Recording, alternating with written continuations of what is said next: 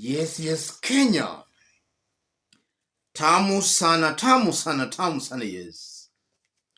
One of our fans here has brought my attention to a prayer that was delivered by Bishop Arthur Kitonga during Labor Day celebrations. I want us to listen to the prayer, for it's going to inform the basis of our analysis and discussion right now. Listen to this. Tunaomba Bwana mambo ya upinzani ukome. Tunamwombea hata Honorable Raila Odinga aweze kuzeeka akiwa na amani. Wakati uko naye ni wa retirement, retire na amani, na tunamwombea amani. Mambo ya maandamano barabarani awachane naye, apumzike kwa amani. Kazi hii ulipatia His Excellency Samuel Ruto, ndio ulipatia kazi yaendelee, na hatutaki kuona malumbano hapa hata pale. Kuanzia siku ya Labor Day ni siku ya kishujaa katika nchi yetu, na utaona mambo ya ajabu ikiendelea. Na kushukuru Bwana kwa ajili ya wafanyikazi wao, na waombea walinde na wabariki, na neema yako na itoshe, mfalme wa falme. Naja mbele zako wakati huu pia nikitoa shukurani kwa ajili ya katibu mkuu wa KOTU Francis Otuori, ambaye tumemwombea miaka nyingi, na taona hekima ile ulimpatia baba inaendelea na kuinua Labor Day, inaendelea na kuinua watu wote wa Labor, wanaendelea vizuri na amani, na kuomba endelee na kumpatia nguvu, naye aje kumalia seka kwa amani, kwa sababu miaka hii yote ameweka mfano mwema Francis Otuori. Asante Bwana kwa kaunti zote 40. Tunaomba wakati wa Labor Day amani ianze katika Nairobi kwa gavana wetu His Excellency Johnston Sakaja. Amani ianze Nairobi na isambae kote katika kaunti zote katika Kenya. Hatutaki kuona malumbano ya siasa hata kidogo kuanzia leo. Leo ni siku ya kihistoria, na Bwana Mungu bariki nchi, na ubariki watu wote na viongozi wetu wote washirikiane. Endelea Bwana kulinda serikali yetu.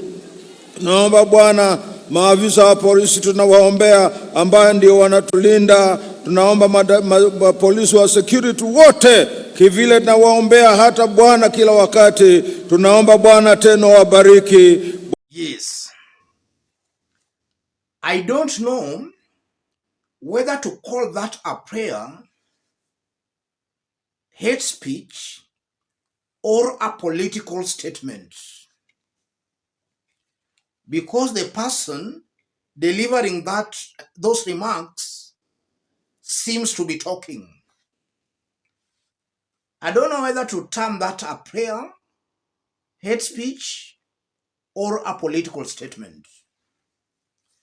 But one thing coming out very clearly, if those are the church leaders being invited to such important occasions, then Kenya is doomed, because it's very clear those remarks alone have the potential of causing division amongst Kenyans. Why must the bishop pray for a leader to retire? I think that should be a personal decision. Is the leader to decide whether he or she wants to retire? The bishop should not be praying for the leader to retire. That's actually dictatorship. And it starts that prayer, that so-called prayer, by saying mambo ya upinzani ukome. So he's praying to God that, please God, make sure there is no opposition in Kenya. I feel that's a little bit conflicting, because William Ruto himself, who also says that he's a God-ordained leader, he has been saying he wants a strong opposition. Then we have another one here calling praying for the opposition not to be there. And listening to that prayer is very clear. The prayer was meant to please William Ruto. So you are seeing the confusion here. What does that mean? It shows clearly the kind of confusion William Ruto and his team have found themselves in. I'm very sure that it's the government that chose that man to pray. And the man is a known ally of William Samoei Ruto. So there is that aspect of confusion. One saying he wants a strong opposition, one praying for the opposition not to be there. There is total confusion.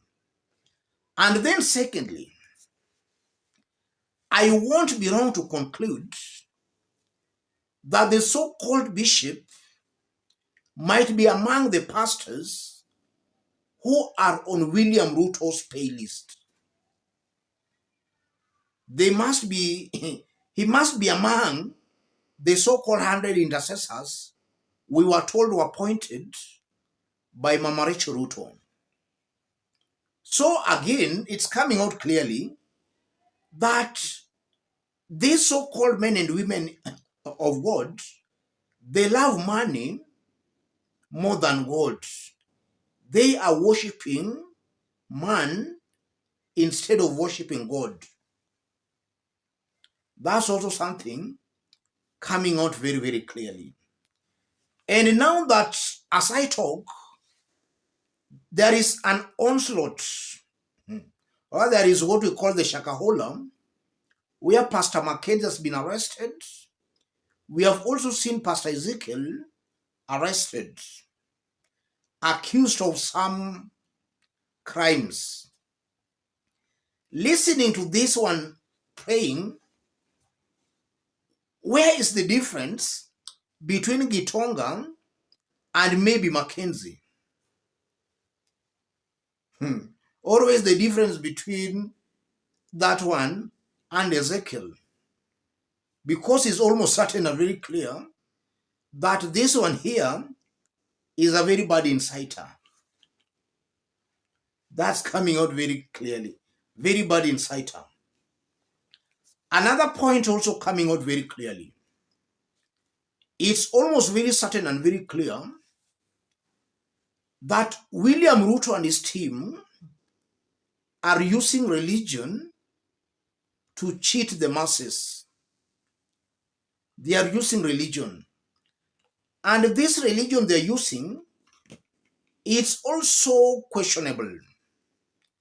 Because somebody making that kind of a prayer, that's a man who cannot be brave enough to speak truth to power.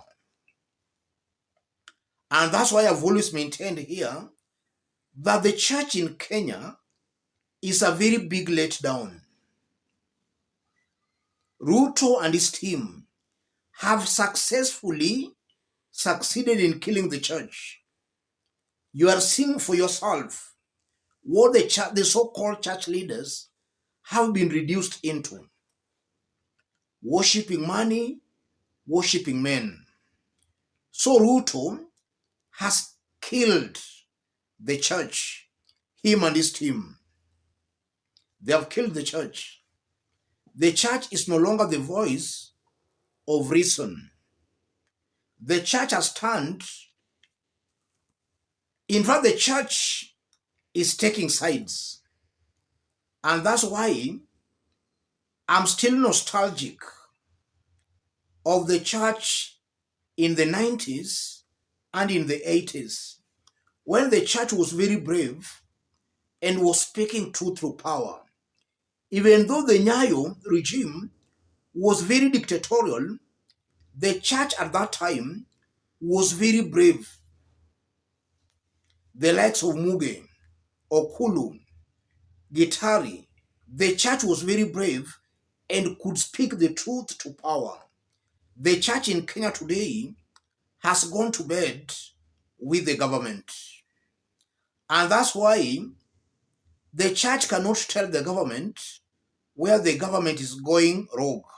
Because in this same government, if you look at the appointments being made in government, we are seeing only two communities benefiting. We are seeing senior government officials even threatening to kill. Why can't the church call those leaders to order? I won't be wrong to conclude that these are the fake end time men and women of God. This one is a fake one. Let me stop it there, ladies and gentlemen. But in case you have not yet subscribed, subscribe, give this video a like.